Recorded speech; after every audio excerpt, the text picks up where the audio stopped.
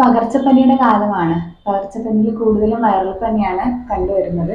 അതിലും കൂടുതൽ ഒരു 70% ആളുകൾക്കും ഡെങ്കിപ്പനിയാണ് നമ്മൾ കണ്ടുവരുന്നത്. ഡെങ്കിപ്പനി കൊതുകിലൂടെയാണ് പടരുന്നത്. അതായത് ഈ വെള്ളക്കെട്ടുകളിൽ നിന്ന് വളരുന്ന കൊതുക്, ഈഡിസ് ഈജിപ്തി എന്ന് പറയുന്ന കൊതുകിലൂടെയാണ് ഡെങ്കിപ്പനി സ്പ്രെഡ് ആവുന്നത്.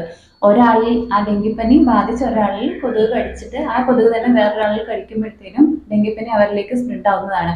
അപ്പം നമുക്കിത് പ്രതിരോധിക്കാനായിട്ട് ചെയ്യാൻ പറ്റുന്ന എന്താണെന്ന് വെച്ചാൽ വീടുകൾ നല്ല ക്ലീൻ ആയിട്ട് സൂക്ഷിക്കുക. അതായത് വെള്ളക്കെട്ടുകൾ, ചെറിയ ചിരട്ട, അതേപോലെ വീടിന്റെ ചുറ്റുപാടുമുള്ള പാട്ടകൾ, അവിടെയൊക്കെ വെള്ളം കെട്ടി നിൽക്കുന്നുണ്ടെങ്കിൽ മാക്സിമം അത് ക്ലീൻ ചെയ്ത് കളയുക. അതിലാണ് ഈ കൊതുകുകൾ ഏറ്റവും കൂടുതൽ വളരുന്നതും അവ സ്പ്രെഡ് ആവുന്നതും. മഴ സീസണിലാണ് ഇത് ഏറ്റവും കൂടുതൽ, മഴ കഴിഞ്ഞിട്ടുള്ള ഒരു വെയിൽ അല്ലെങ്കിൽ ചെറിയൊരു മഴ, ആ സീസണിലാണ് ഇത് കൂടുതലും സ്പ്രെഡ് ആവുകയും കടുത്ത പനി, തലവേദന, തൊണ്ടവേദന, ദേഹത്ത് ചുമന്ന് തടിക്കുക, അങ്ങനെ തുടങ്ങിയ ഫീച്ചേഴ്സാണ് ഇതിൽ കണ്ടുവരുന്നത്. അപ്പോൾ ഇതിന്റെ ട്രീറ്റ്മെന്റ് എന്ന് വെച്ചാൽ മാക്സിമം ധാരാളം വെള്ളം കുടിക്കുക. പ്രത്യേകിച്ച് മെഡിസിൻസ് ആയിട്ടൊന്നും ഇല്ല. സിംറ്റമാറ്റിക്കലി ഇപ്പോൾ പനിയാണെങ്കിൽ അതിനെ ട്രീറ്റ് ചെയ്യുക, തൊണ്ടവേദന അതിനെ ട്രീറ്റ് ചെയ്യുക, അങ്ങനെ ഒരു ട്രീറ്റ്മെന്റ് മാത്രമേ ഉള്ളൂ. മാക്സിമം റെസ്റ്റ് ചെയ്യുക. ഇത് നമുക്ക് കൂടുതലും ചെയ്യാൻ പറ്റുന്ന വെച്ചാൽ ഇത് വരാതെ സൂക്ഷിക്കുക എന്നുള്ളതാണ്. അതായത് പരിസര ശുചിത്വം, അതാണ് ഇതിൽ മെയിൻ ആയിട്ട് വേണ്ടത്. കൊതുകിലൂടെ മാത്രമേ ഈ രോഗം സ്പ്രെഡ് ആവുള്ളൂ. ഒരാളിൽ നിന്ന് മറ്റൊരാളിനോട് സംസാരിച്ചാലോ അല്ലെങ്കിൽ അങ്ങനെ അടുത്തിരുന്നാലോ ഒന്നും സ്പ്രെഡ് ആവില്ല. കൊതുക് കടിക്കുന്നതിലൂടെ മാത്രമാണ് ഈ രോഗം സ്പ്രെഡ് ആവുന്നത്.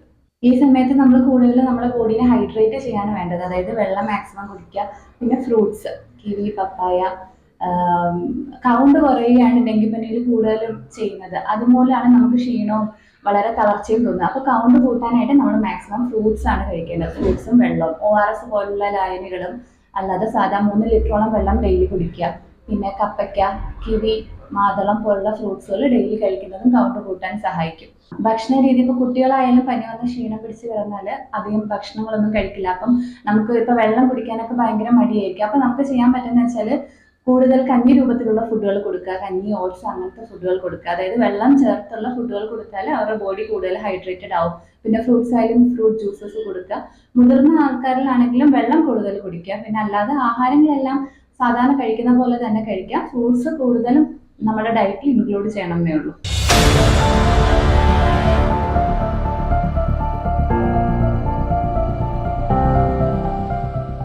ഇപ്പൊ ഈ കാലത്ത് കണ്ടുവരുന്ന ഏറ്റവും വലിയ പ്രശ്നം എന്ന് വെച്ചാൽ കുറേ നമുക്കറിയാം, നാട്ടിൽ ഫുള്ള് മെഡിക്കൽ സ്റ്റോറുകളുടെ കളികളാണ്.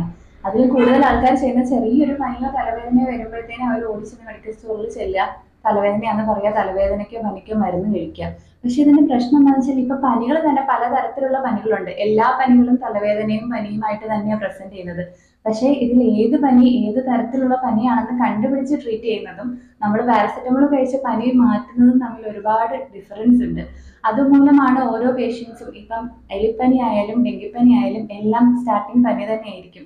പക്ഷെ നമ്മളൊരു പാരസെറ്റമോൾ കഴിച്ചാൽ പനി കുറയും, ബാക്കി സിംറ്റംസും ആ അണുക്കളും അങ്ങനെ തന്നെ ശരീരത്തിൽ അവശേഷിക്കും. അതുമൂലം കൂടുതൽ മാരകമായ രോഗങ്ങളിലേക്ക് മാറുകയുള്ളൂ. എന്ത് സിംറ്റം ആയാലും, ഒരു വയറുവേദന ആയാൽ പോലും, ഒരു വയറുവേദനയ്ക്ക് പല കാരണങ്ങളാൽ വയറുവേദന വരാം. മൂത്രത്തിൽ പഴുപ്പാകാം, വൈറൽ ഇൻഫെക്ഷൻ ആകാം, എല്ലാം വയറുവേദനയായിട്ട് പ്രസന്റ് ചെയ്യുള്ളൂ.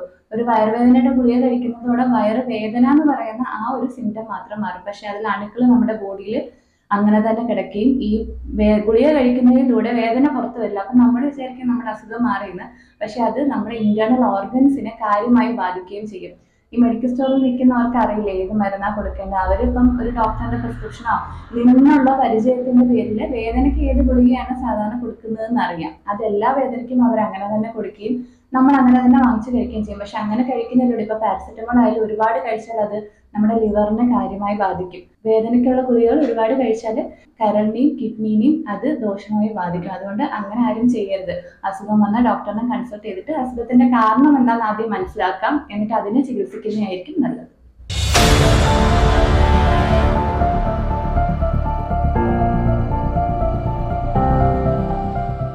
എന്ത് അസുഖം നമുക്ക് ബോഡിക്ക് ഒരു ക്ഷീണം തോന്നിയാൽ പോലും നമ്മൾ മാക്സിമം വീട്ടിൽ നിന്ന് പെട്ടെന്ന് അതായത് നോക്കുക എന്താണ് ക്ഷീണത്തിന് കാരണം. ഇപ്പൊ കുട്ടികൾക്കാണെങ്കിലും പെട്ടെന്ന് പനി വരിക, ഒരുപാട് ടെമ്പറേച്ചർ കൂടുന്നു. ഇപ്പൊ വീട്ടിലുള്ള പാരസെറ്റമോൾ അങ്ങനെ എന്തെങ്കിലും പനിയുടെ മരുന്നുണ്ടെങ്കിൽ നമുക്കത് കൊടുക്കാം.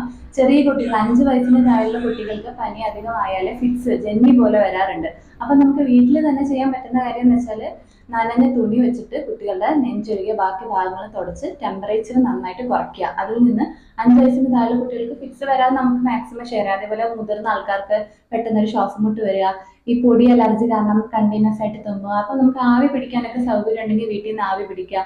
എന്തെങ്കിലും ഇൻഫെക്ഷൻ, ഫുഡ് ഇൻഫെക്ഷൻ അങ്ങനെ എന്തെങ്കിലും ഉണ്ടെങ്കിൽ ORS ഒക്കെ വീട്ടിലുണ്ടെങ്കിൽ ORS കലക്കി കുടിക്കുക. ORS കലക്കി കുടിക്കുന്നതിലൂടെ ഇങ്ങനെ ലൂസ് മോഷൻ അങ്ങനെയുള്ള അസുഖങ്ങളൊക്കെ വീട്ടിൽ തന്നെ നമുക്ക് ഒരു 50% കൺട്രോൾ ചെയ്യാൻ പറ്റും.